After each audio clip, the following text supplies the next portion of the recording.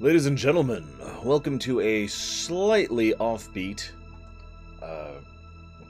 Loreweek. I'm your host, Lore Runner, the lore dude, who likes to lore all the things, lore. I hope at least a couple of you are going to be here, since this is Loreweek, and of course this is our Halloween stream, which we have now officially started. You'll notice I didn't even announce it, nor do I plan to.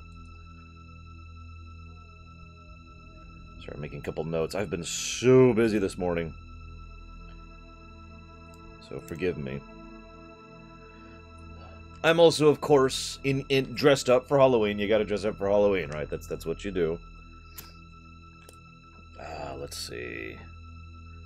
Is that it? Is that all I got thing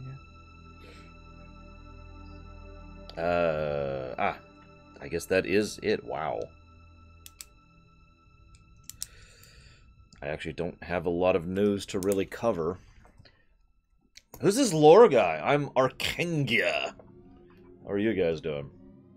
So, I've got a bunch of really brief news tidbits to just kind of run through here really quick.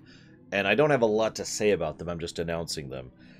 So for those of you not aware, they're doing a new Batman animated feature somewhat soon. I'm actually not even sure of when it's coming out exactly. But it's going to be Batman versus Two-Face. It's animated more in the older style with modern leanings, and it's actually bringing back Adam West, and I forget his name, to play Batman and Robin, which is kind of cool. Also, Two-Face is being voiced by William Shatner. So, for anybody who cares, that's a thing. Looks kind of cool. I don't know if it'll be anywhere near as good as the DCAU stuff, but, you know, you never know. Next thing I want to talk about, really quick here. Shadow of War has announced what its DLC packs are going to be. We've got the Alterial and the Baranor story stuff, see around Permeus, which might be interesting. I don't know. It depends on where they go with it. And then they've got 2 Nemesis packs. Now, I said that in that direction very deliberately, because whether or not you care about Shadow of War and its continued DLC, it would be more accurate to say that most of the advertising has been about the Nemesis packs. Like, they're having a whole new clan and a whole new faction and all new voice acting and all new subtypes, and it's all focused on the Nemesis system, and I get why people do that, but I don't give a damn. But the fact that they are at least releasing 2 story packs, that's kind of awesome. Like I said, there's one where you're going to be playing as Altariel. We kind of know how her story ended. And one is Baranor, where we don't know has his story ended. So it'll be interesting to what they do with that. Magic the Gathering Arena, as of this point, might actually start testing soon, since this is about a week old news at this point. For those of you not aware, Magic the Gathering Arena is Wizards of the Coast's own effort to make an online Magic the Gathering game, which is something so logical and obvious that I'm not sure why they haven't really made this a thing yet. Now, that being said, I know some of you in chat are going to say, well, they did try to make this a thing. And I remember that. MTG Online. And they had no idea what the hell they were doing with it, just to be as blunt as possible. I actually tried out MTG Online and a couple of the other things they tried back before they canceled the hell out of them. But it's a really logical system. It's basically, you can actually buy cards online for an online system, and then play online with other people as if you were playing in person. It is literally just a digital version of Magic the Gathering. That's all it is. Now, that being said, I do hope they actually go somewhere with it and do something with it, because anything like this, as with any social kind of interaction whatsoever, is going to absolutely require backing. It's going to require them to properly support and fund and push and try to make something of it, rather than just, hey, here it is, you know. So, as for will it be free, I have a simple question for you. Is Magic the Gathering free? That should answer your question. Next, so, how many of you out there like Harvest Moon or Harvest Moon style games? I do. I have no problem raising my arm on that one.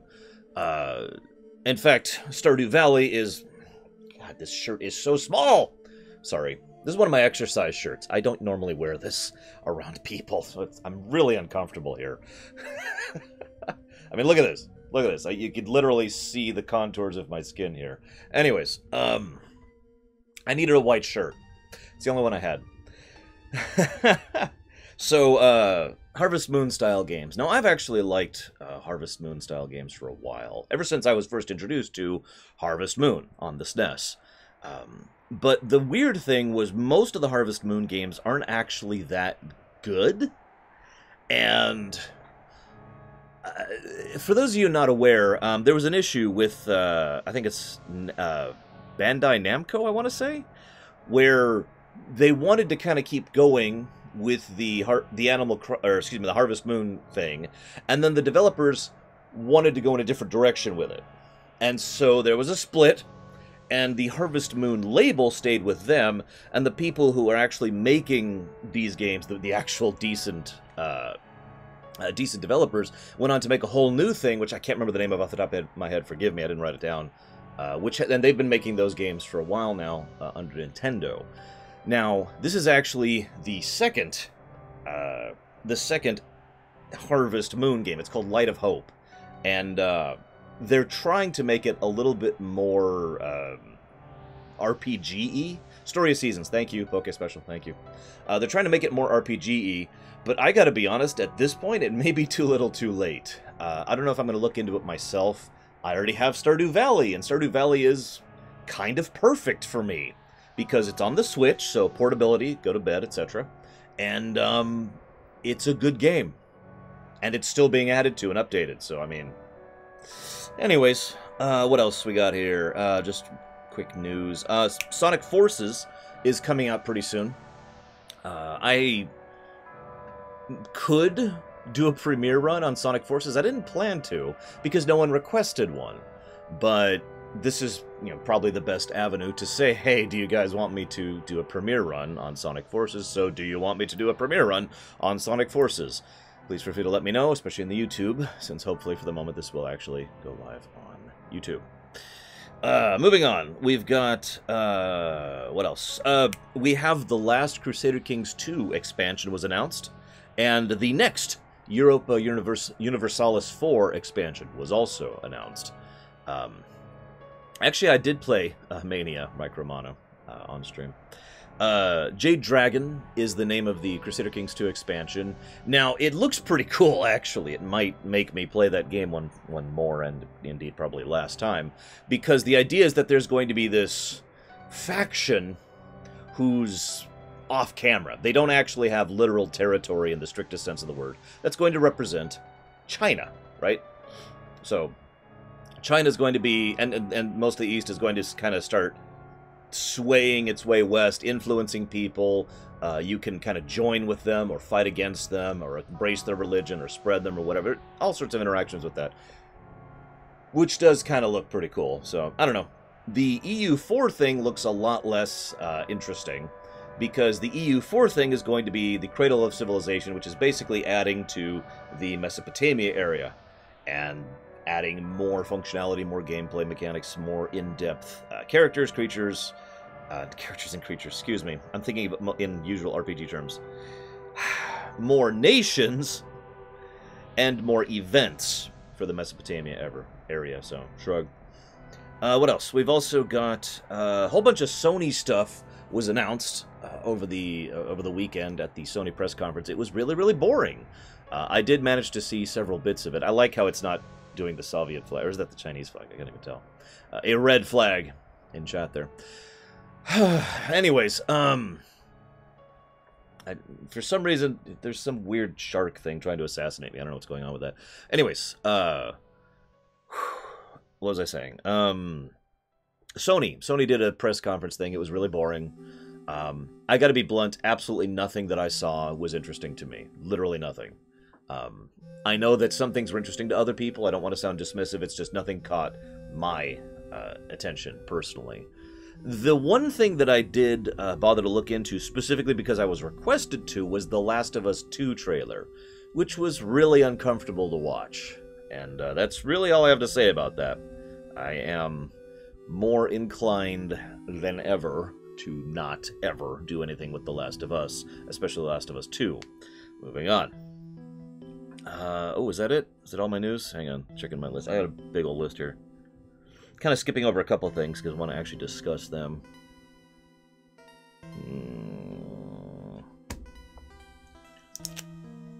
I missed one.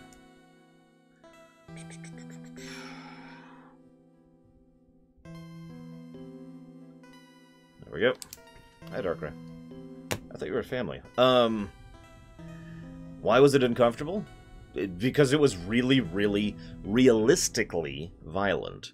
And I don't like realistic violence. I never have. I have experienced realistic violence. It hurts. It's not a good thing. So, let's go ahead and talk about actual topics now that we've gotten barrel rolled.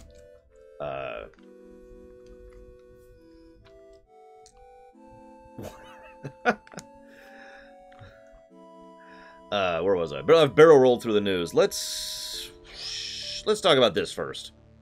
So, oh, actually, no, it isn't Zed. I'm sorry. Hang on. God, I've had so much stuff to do this morning. Oh my god. I was even going to do a little shtick where I was playing Mario Odyssey. Not really, because I don't want to do any of it off camera. Hang on. I got to pull this up here, and then pull this up here, and then pull this up here, and that should pull it up.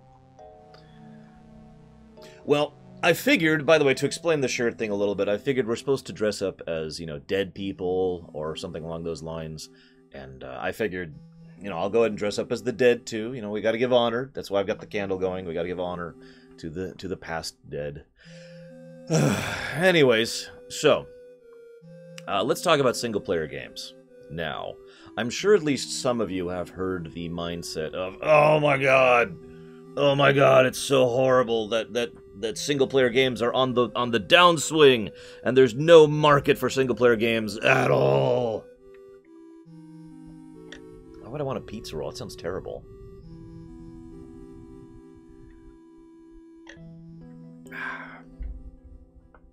Anybody? I'm honestly curious how many people have heard this. Let's call it drivel. There's no H, Zoan. There's no H.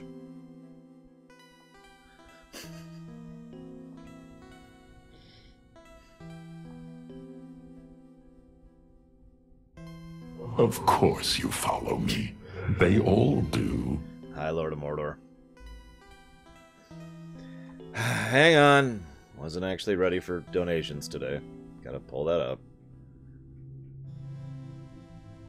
Towards the Elder Scrolls lore. Hang on. Let me pull up the list of those Elder Scrolls. Oh, yeah. By the way, while I'm on the thing that a lot of people see, for those of you not aware, the Lorium's page is up and has been for about 2 weeks now. Shame on all of you who haven't noticed.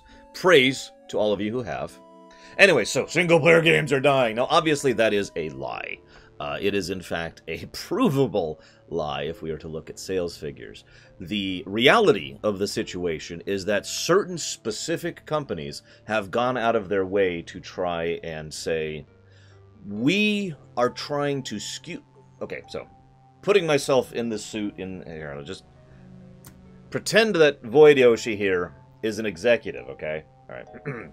We here believe that single-player games are dying out, and therefore, we want to put more time and money and effort and resources into service-based games. Service-based games being defined as games that basically you sell, and then you keep selling, and then you keep selling, and then you keep selling. Okay? So, shame on you. Zed Slayer, this is going to sound really strange. Are you in the States, Zed Slayer?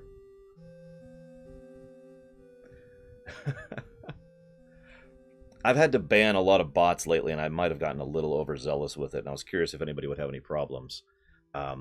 You don't have to tell me where in the state, Zed Slayer, but let's just say that I've blocked 3 entire IP groups this morning in order to try and combat the bots, and that might be why you can't see the website right now. I may have to work on that later. I'll figure it out. Anyways, so, getting back to my point. So, because single-player games are dying, we shouldn't be wasting all this time and all this effort and all this work. It takes so much work and effort to make a truly great single-player game, and it's not even really worth it, is it? I mean, the fans are never going to be happy, and they're just going to whine and complain about everything, and they're going to be all upset about this stuff. Why don't we just go ahead and move away from that? Because by contrast, as you can see by these figures here, which are slanted, of course. Oh, sorry, I'm still Yoshi. As you can see by these figures here, which are slanted, service games make far more money. Now, I am 90% certain, possibly more than 90% certain, that that is what's actually going on here. What's confusing about it, Tesla?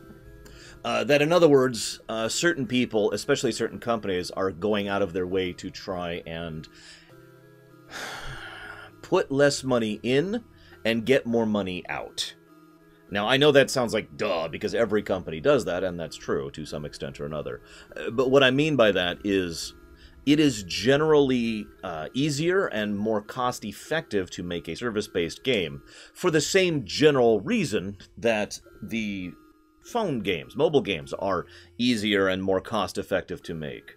Now, I phrase that very specifically. It's a green Yoshi. It's a green... Here, look. I'll go in front of the flame, you see. Anyways, it is a...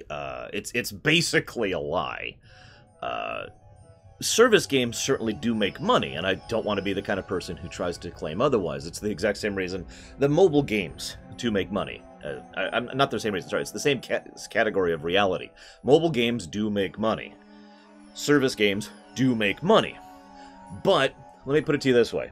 What would you rather do as an executive? Would you rather have this whole group of in-house developers who you have to pay regularly? All these people are day jobs, okay? 9 to 5, Monday through Friday. So all these people right here in your company, you have to keep these on payroll. And you have to make sure that they're you have another team who's responsible for patching or interaction or customer service and marketing, and then all the other aspects of your company. And then you have to take a huge amount of time putting out your game, and then once you put it out, you run the risk of it not being particularly well for any number of hundreds of reasons. Or would you rather hire a bunch of developers to make a game and then remove them from the company, and then pull on a much smaller, much cheaper group of people whose only job is to maintain and push out additional things of content, whether it be literal content as in real content, or, you know, more cosmetics or more hats or whatever. No offense to TF2, but you get the point. So that right there, I hope I'm explaining this well. This is why several executives, this is why several money people are trying to go out of their way to push service games in favor of single-player games. Make sense?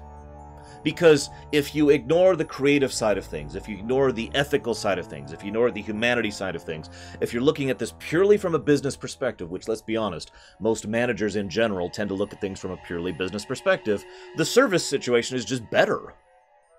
Because, and I've said this about mobile phones as well, even if you pull in less less gross, your net will probably be more, because you're spending so much less.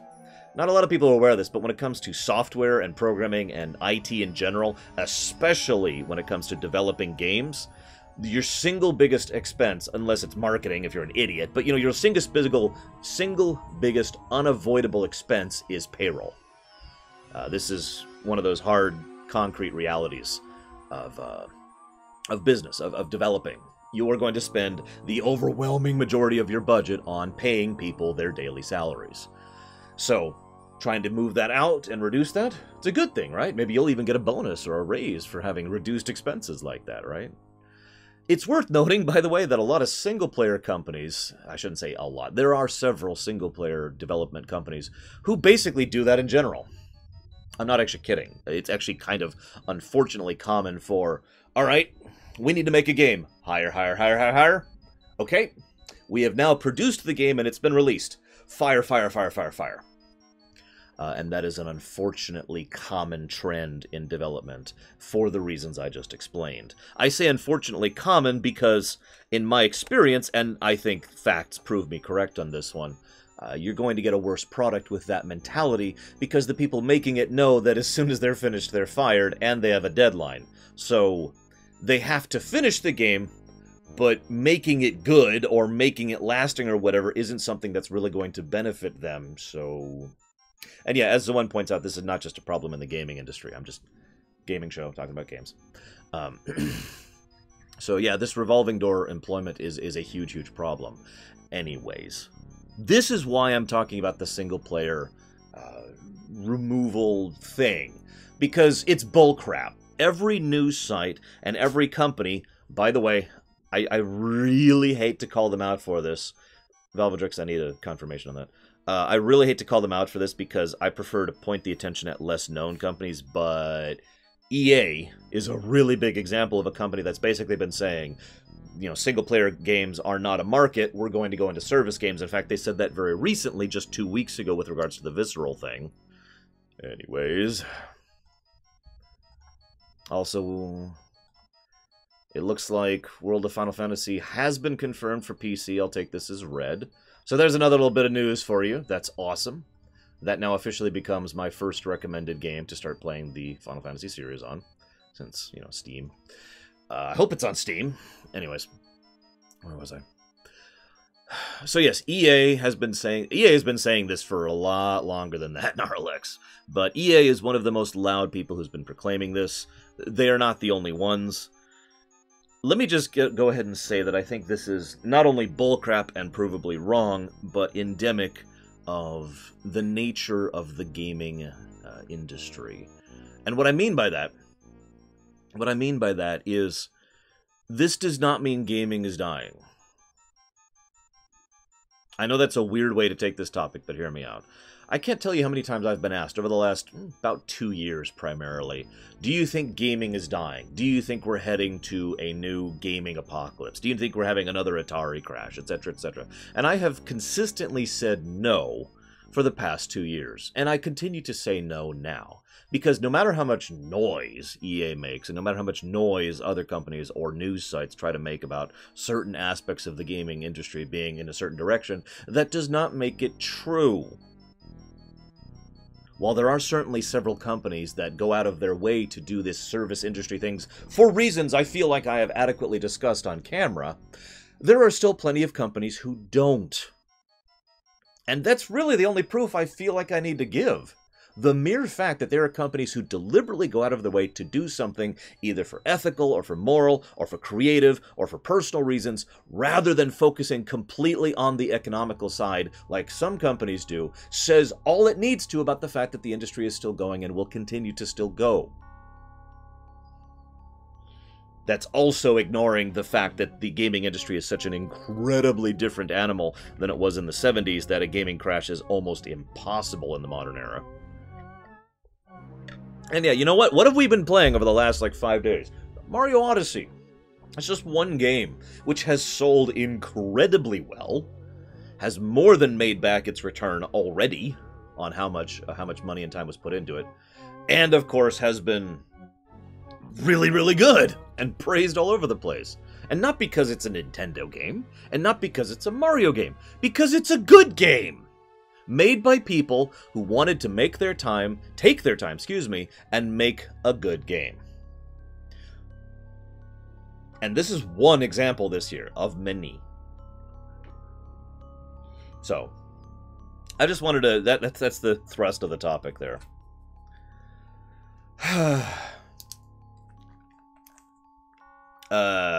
Not officially 100% Stark Mafia, no.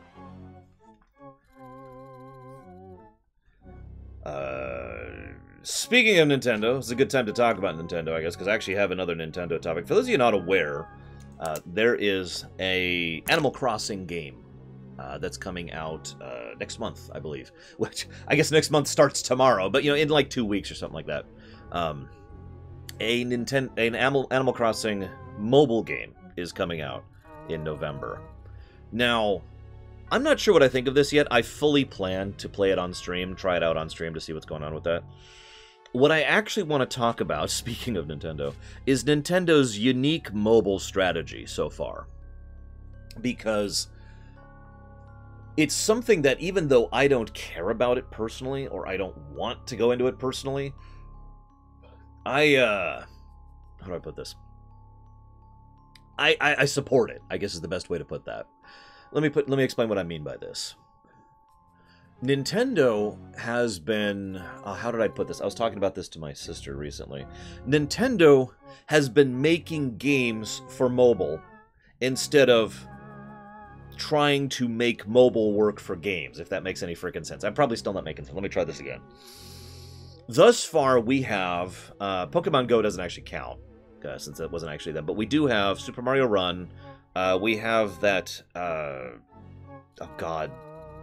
I can't think of the name of it. Magikarp. We've got that Magikarp game. And we've got Fire Emblem... Thank you, Magikarp Jump. That's the name of it. And we've got the Fire Emblem Heroes game. And all three of these games are surprisingly good games. Like, they're not my thing personally, because I'm just not into mobile gaming in general. But they are surprisingly good. And that's my point.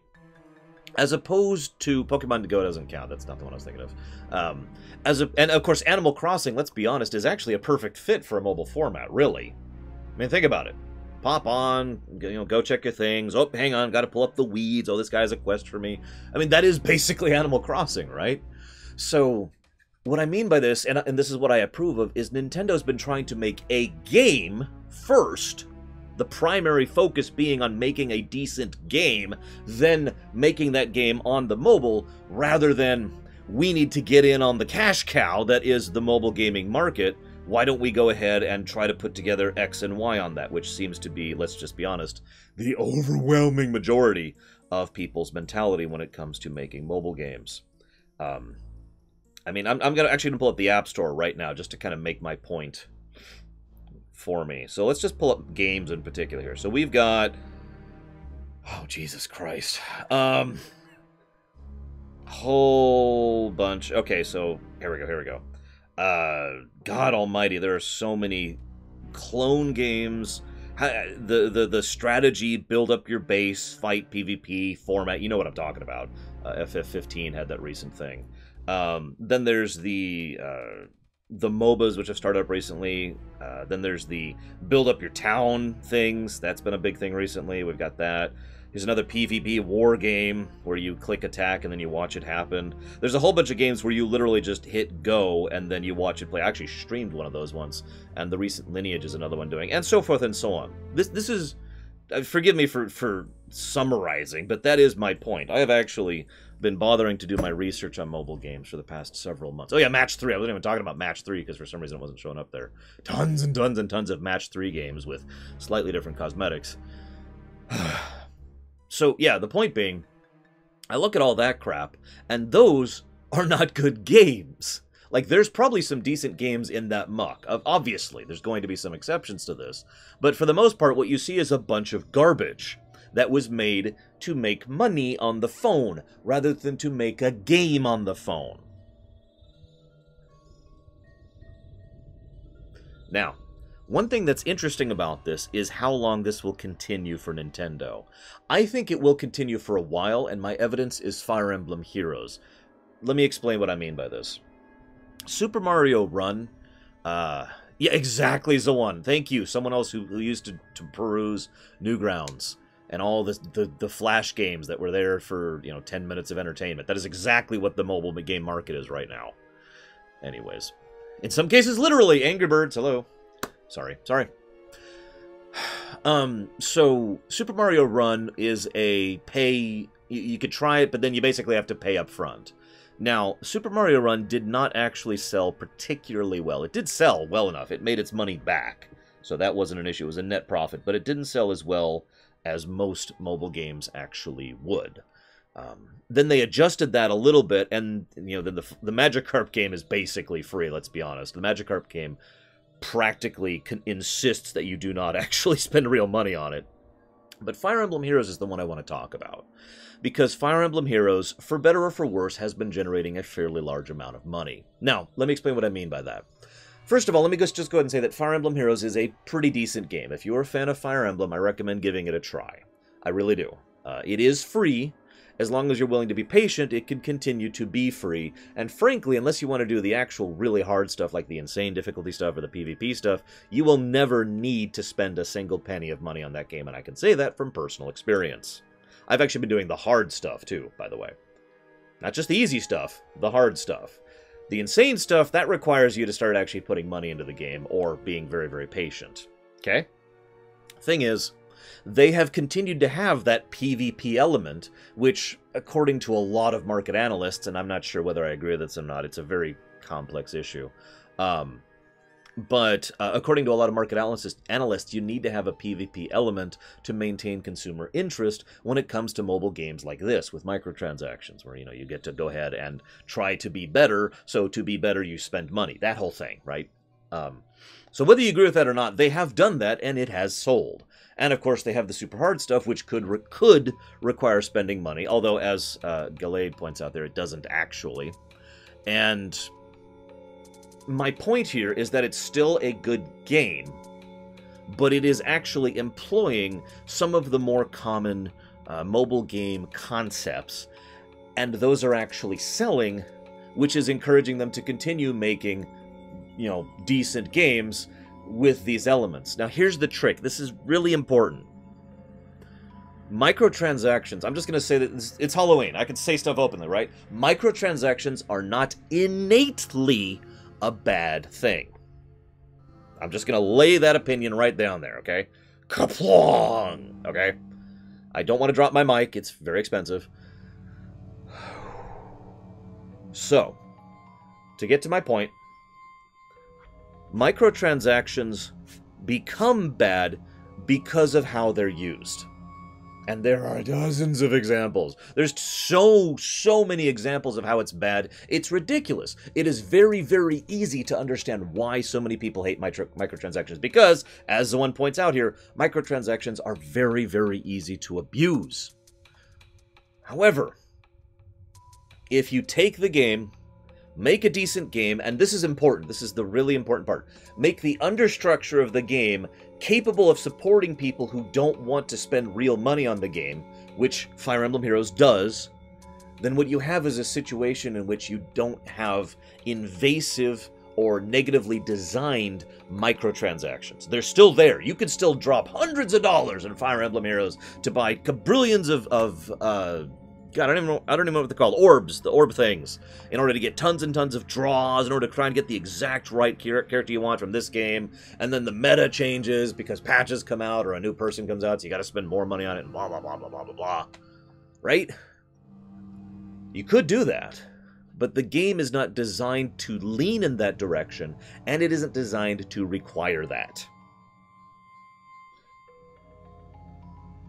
That right there is the important part. That is the important part.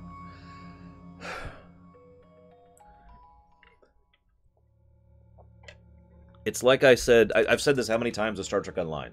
I have spent real money on Star Trek Online. You know why? Because it's a good damn game. Because I became sufficiently invested in the game that I was willing to spend money on something that I otherwise wouldn't have, just to support the damn game. Because I wanted to. And I have no problem doing that. I will probably spend more money on STO in the future, because it's a good game. So, I do love ships, but that actually wasn't part of my reasoning at all, as I mentioned. Anyways, so I am hopeful, fingers crossed, I am hopeful that Animal Crossing will be a repetition of this. Now let me explain part of what I mean by this.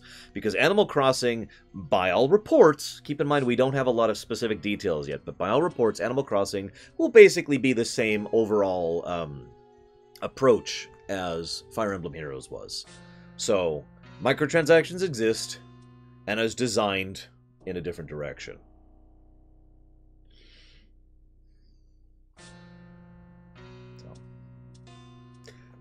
Here's hoping, because I'd like a good Animal Crossing game on the phone. I'd probably go ahead and grab that. Hell, I still have Mario Run installed because A, it's fun. By the way, if you haven't tried Mario, if you already own Mario Run, the new Match 10 or whatever the hell mode is actually surprisingly fun. Thank you, Mr. Feelgood. So that's enough about Nintendo and obvious topics. Let's talk about something that's kind of funny. If I say the words Amazon key, how many of you know what I'm talking about?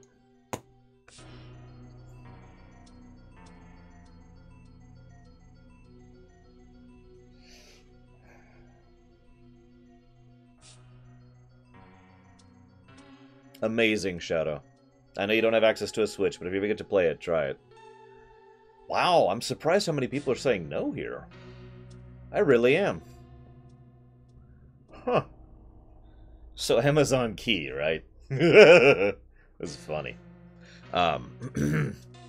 Amazon key is a new feature that they are trying to push. Now, the summary, the one bullet point summary is, it gives Amazon deliverers access to unlock your door, put your package inside, and then close the door. That's the summary, okay? It's a little more complicated than that, because basically you have to buy this whole visual scanning thing. It's literally going to be a camera, which you're going to have there, and you'll be able to go ahead and look at your... Like, you'll be able to pull up at any moment the camera on your phone or on your mobile device or whatever and be like, alright, nothing's going on. It will send a ping to you if you have the settings set up for this, if you're getting a package delivered, so you could watch it. And it will only go through certain postal services. That's something that's actually being dealt with right now. And so they will then have a key, which will enable them to get into your house. And basically it would kind of replace your existing door lock with this Amazon door lock thing in order to get in. You know, all that fun stuff, right? So that's Amazon key. Now, before I get into this, before I go any further into this, let's go ahead and discuss the fact that Amazon tried something for the same reason a few years ago that never really went anywhere. Do you remember that?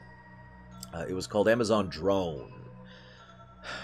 I suppose, in the interest of curiosity, how many of you even know about the Amazon Drone project?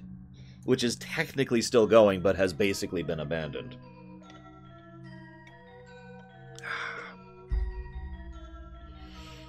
In fact, they even had a trailer up for it for a while there.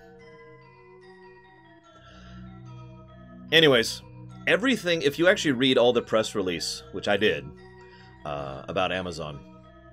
Oh, you don't? Okay, just real quick, for those of you who don't know what I'm talking about, Amazon tried to push, this is actually a couple years ago now, I think. Amazon tried to push a thing where they were going to have drones that would literally pick up the package and deliver it straight to your doorstep, quite literally, within like a certain radius of major distribution centers. And that was going to be the drone project. Now, well, actually, air traffic was the biggest problem, Gnarlex, believe it or not.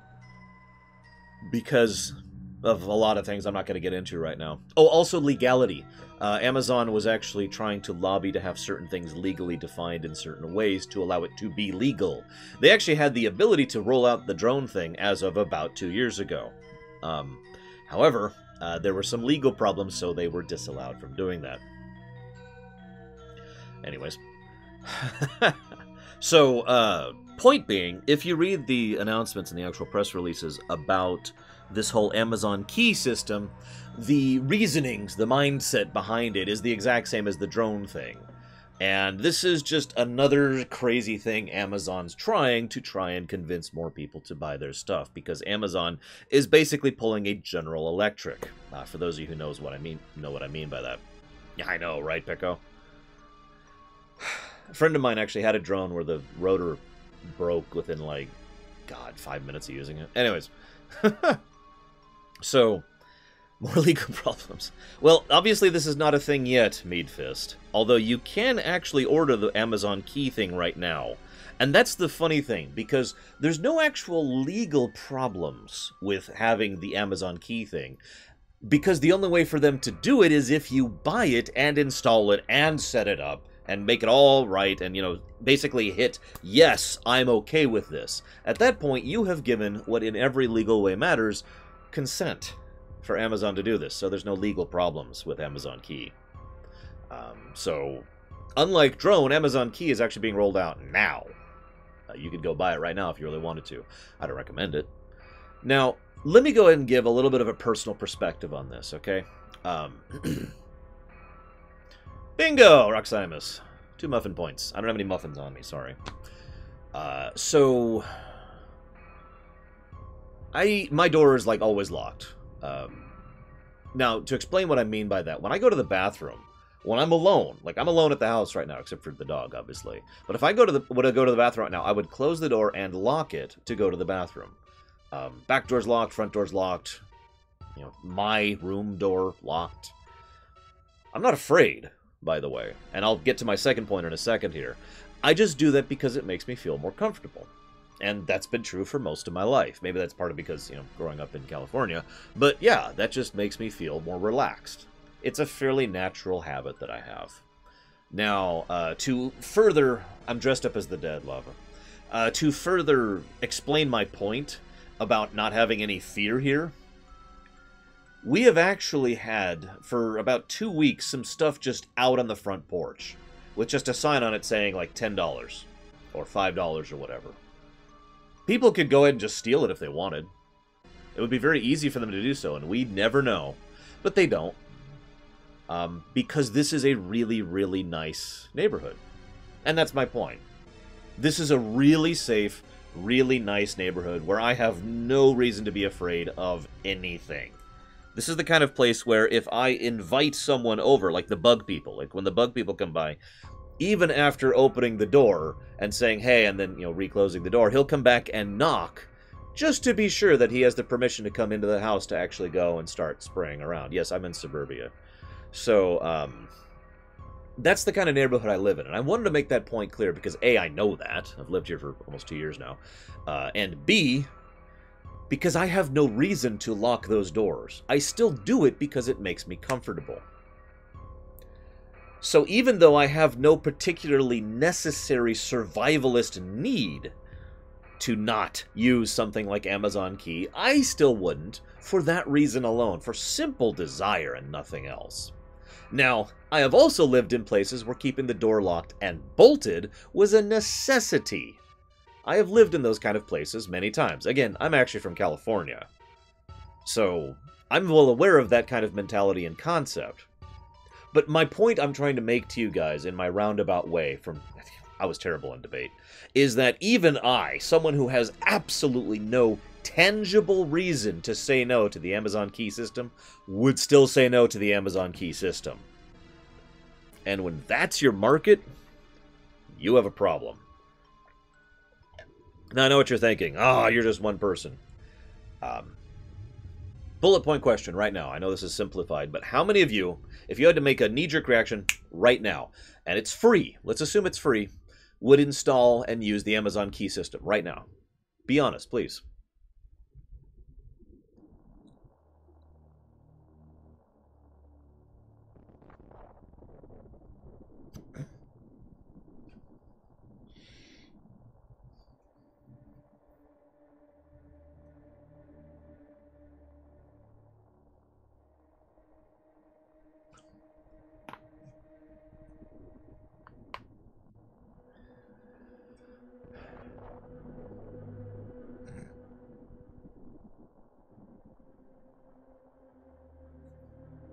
Now, this is again how I tend to make my arguments. A lot of people in chat here are saying no. And that was on the stipulation that it's free. Amazon Key is like $200. Plus installation, plus waivers and all that fun stuff.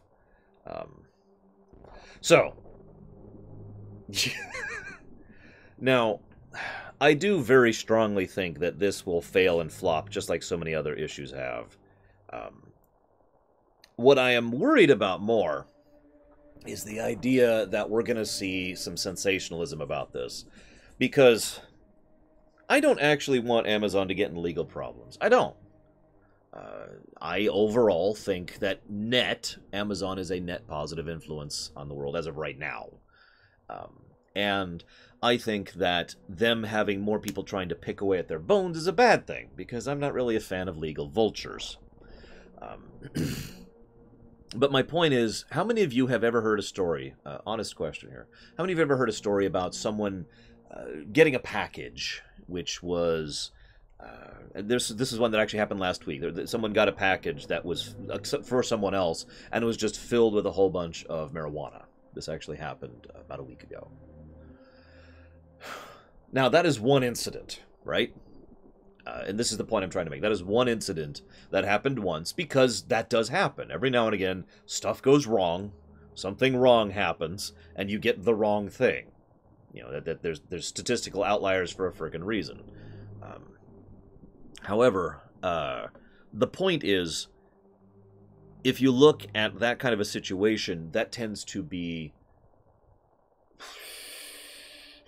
sensationalized. I don't have a better word for that. That's actually kind of my theme for today, by the way. As it happens, my theme for today's Lore Week is sensationalism. Single-player games are over! Sensationalism.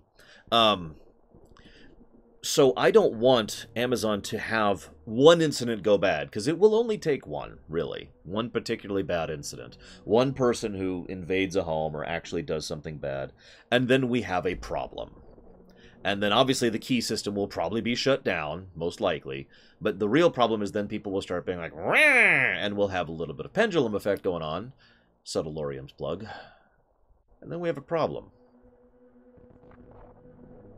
So I'm hoping that this is not going to be an issue. But it will be. Unless they pull the plug in a hurry. Why are the G's so weird? That's strange. Anyway. Let me double check my notes. I'm pretty sure I've actually covered everything I want to cover today. Not a long Lore Week. I didn't really have anything to say about the Sony stuff. I already talked about Amazon Key, Sonic Forces, Magic the Gathering Arena, Shadow of War. Like, I have a bunch of stuff written here, but we just blazed through today. Okay. So I'm going to go ahead and chop off the Lore Week recording.